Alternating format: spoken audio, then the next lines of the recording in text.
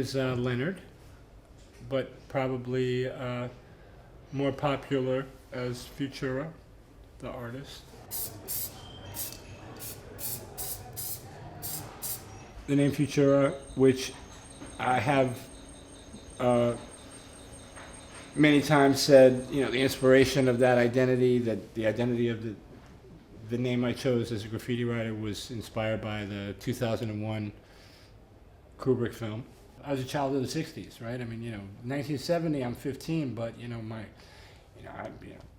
65 on, I'm 10. I'm already, I live in a major city, I speak English, we have news media, it's like we kind of know what's going on, you know what I mean? So by then I was already like fully psyched about what the future was going to be, having just now come from what I think is the most impressionable part of my history was the World's Fair in 1964-65, where essentially, we have this exhibition on that they eventually stopped doing. But the Eiffel Tower was presented at the one in Paris in the 30s, there was this one in Berlin and whatever. The World's Fairs used to be these grand exhibitions of like international development and what countries were working on and new products. And so the fact that we had this thing in Queens, New York at the time when I was in elementary school wound up being very profound on me, because essentially the New York's educational system knew this thing was there.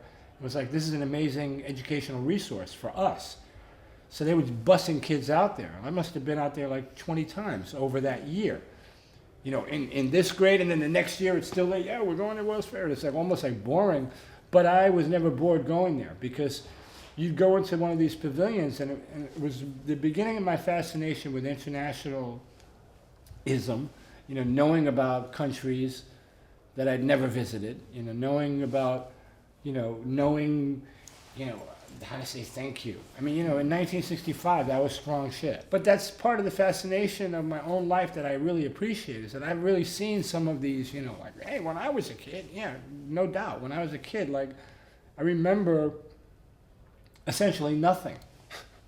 There's nothing. There was imagination. There was the kids playing, and like, the ways you could absorb your mind were based on your imagination, more or less. And so all of these potentially real life things were just so fascinating, and I think they stuck such a strong chord in me that I've never been able to really shake it in terms of fascination. For some of the 70s, I wasn't there, although I created my identity in 70 when I was 15. A few years later, 73, there was a seminal moment in my life where a friend of mine and myself were painting a train in New York City, and he was badly burned. And that incident led to my joining the military as a means of escaping from the city and graffiti, and my own life at that time there involved in that. Only to come back after a 4-year, you could almost call it a hiatus, because I actually wound up coming back to New York in what would then be early 78, to a movement on the trains that had really accelerated. Back when you're doing the work on the train, it's not really for the public. You know what I'm saying? It's in the public space, but it's not done for them, really, because some of the styles that are done are illegible, and so it's done for your community. It's done for your peers. Thanks to Keith Haring, thanks to someone like Jean-Michel Basquiat, those are the artists who fundamentally took graffiti and brought it to a higher level of seriousness, at least in terms of people's minds about their work, and opened the door for even artists like me to get in for a very short time and have some success with painting. I would credit Jean as being certainly a street artist more than a graffiti writer, although in the literal sense, yeah, he's doing graffiti, but his messages and his markings were more primitive and like cave-like, and not one you would associate with like personal identity, like most taggers and writers are trapped by their identity, and their tag, their logo, whatever. So he's communicating, he's making messages. Boom, the guy was onto something, but he also had a plan. It was some calculation there, and I think he understood that people could look at his work and see Pink and Twombly and could be like, yeah, okay, this is really interesting, and he's, but we didn't know how to do that.